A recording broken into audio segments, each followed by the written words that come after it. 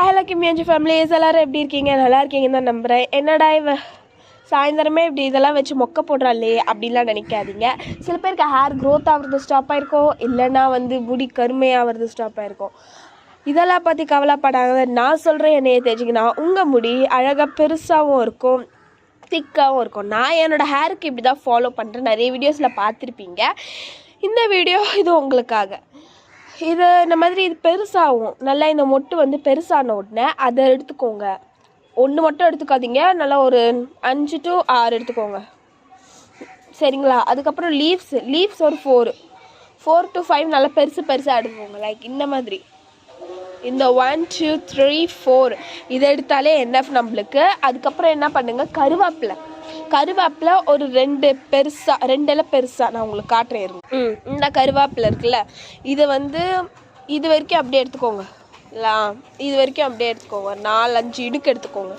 இது எடுத்துட்டு அதுக்கப்புறம் இப்போ நான் சொல்கிற திங்ஸ் எல்லாம் எடுத்து கருவேப்பிலை காட்டினேன்னா, அதுக்கப்புறம் மருதாணி செடி எங்கள் வீட்டில் இல்லை, நான் பாட்டி ஊர்லேருந்து தான் கொடுத்து அனுப்புவாங்க. இந்த தடவை கொடுத்து அனுப்பல, எல்லாம் ஃபுல்லாகிடுச்சு.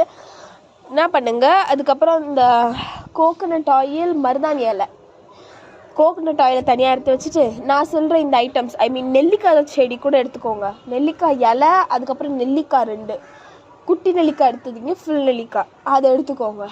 அதுக்கப்புறம் இது நான் சொல்கிறது எல்லாத்தையும் காய வைங்க. நீங்கள் கரிசலாங்கண்ணி கூட சேர்த்துக்கலாம், பெஸ்ட்டு. இது எல்லாத்தையும் சேர்த்து காய வச்சுட்டு நான் எடுத்து நல்லா என்ன சொல்கிறது, அந்த எண்ணெய் போட்டு வேக வச்சுருங்க. வேக வைக்க முடியும்னு சொல்ல முடியாது. நல்லா ஒரு பெரிய கடாய் எடுத்து இதெல்லாம் போட்டு வதக்கிக்கோங்க. வதக்கிட்டு அரைச்சிடுங்க. என்னடா வதக்கிட்டு அரைக்க சொல்கிறேன்னா, பூ தனியாக எடுத்து வச்சுக்கோங்க, லைக் இலை தனியாக எடுத்து வச்சுக்கோங்க. நான் அந்த மருதாணி அரைச்சிடுங்க. அதுக்கப்புறம் இந்த கருவேப்பிலை அதையும் சேர்த்து அரைச்சிடுங்க.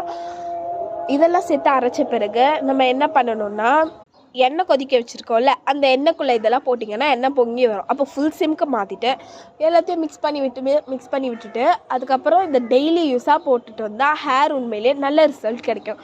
போட்டு பார்த்துட்டு எப்படி உங்கள் ரிசல்ட்டை சொல்லுங்கள். தென் பாய் கிமேச்சா ஃபேமிலி.